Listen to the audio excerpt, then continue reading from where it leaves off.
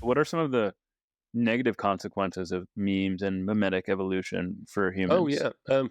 Um, Words have their own fitness. Let's just talk about words because more complex meme complexes are sort of harder to think about. But first of all, notice that words often change their meaning, sometimes drastically, and this has been studied by historical linguists over the years.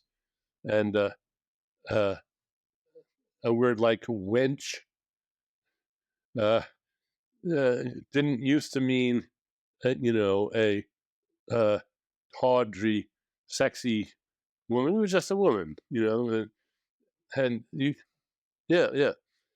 And so there's all these uh, shifts. Or think of how the wording. One of my favorites is incredible, um, which means almost the opposite of what it should mean if you think about the etymology. I mean, sometimes I give a talk, somebody says, "Oh, that was an incredible talk." I said, "Oh, I'm sorry, I really wanted you to believe it." uh, uh, so words change their meanings in all sorts of ways, and uh, we both enrich and impoverish our language. We lose words, they go extinct, they become obsolete, and new words replace them. And every year, the OED publishes their latest list of new words that they've decided to put in the zoo along with the other specimens. Um, and habits uh, can spread rapidly and not be really appreciated by anybody. Uh, the coarseness of political discourse in the last decade, due in large part, I think, to the coarseness of Donald Trump, uh, is, I think, a really unfortunate development. We've lost the civility, the politeness that used to make life just more manageable, more pleasant. And we have people screaming at each other now in ways that they didn't used to scream at each other very recently. And is this a good thing or a bad thing? Well, it's happened, and it may last for a while. And who knows what the future will bring. But a lot of people were slowed down thinking about cultural evolution for years because they tended to think of cultural evolution as being perfectly real, but of being just another way for adaptations that enhanced human fitness being passed on perceptually rather than genetically. Uh, so that the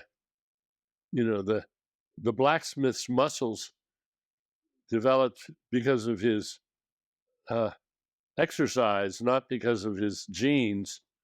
But he got big muscles, and other blacksmiths got big muscles. And this was an adaptation, like the lobster's claw or something like that. And they benefited, they improved his fitness. And uh, the idea that being able to play the guitar improves your biological fitness has sold 1 million guitars a year uh, to young men wanting to attract women, probably. Uh, but then the very same item can become a fitness reducer.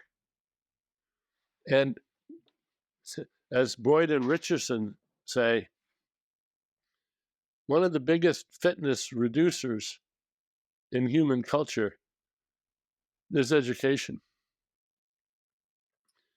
Uh, Yeah, if it's if hilarious. if eating spinach had the same demonstrable negative effect on biological fitness as getting a college education, there'd have to be a warning label on it,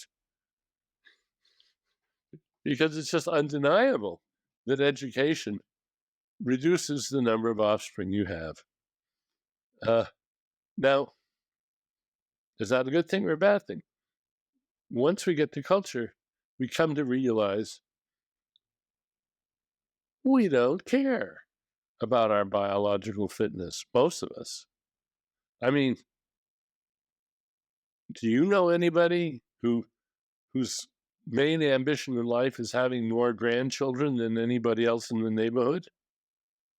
Yeah. And people often forego children altogether because they got things that they're more interested in. That's biological fitness reducing, but it's life enhancing. It's culture enhancing. Yes. So until you recognize that cultural items like viruses have their own fitness, you're missing half the phenomenon. I'm happy to say that the tide is turning on that score, I think, and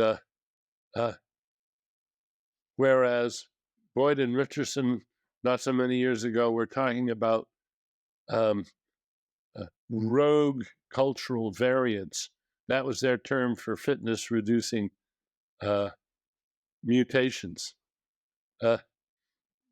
culturally passed on mutations. Now they're happy to see that there's lots of rogues because human culture is to a very great degree orthogonal to biological fitness.